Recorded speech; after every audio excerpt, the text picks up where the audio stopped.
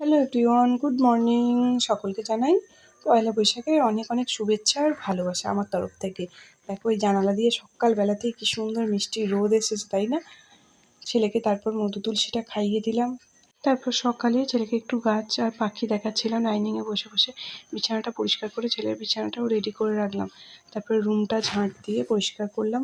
তারপরে ছেলেকে মুড়ি, ছাতু আর গুড়টা খাইয়ে দিলাম। ওকে অল্টারনেট করে দিই, একদিন সুজি আর একদিন মুড়ি। রোজ দিন নিশ্চয়ই এক খাবার সবার ভালো লাগে। মাছের ঝোলের মশলাটা পেস্ট করে নিলাম মিক্সিতে, তারপর মাছের ঝোলটা বসিয়েও দিলাম। আজকে শাক ঘন্ট, মাছের ঝোল আর বেগুন ভাজা।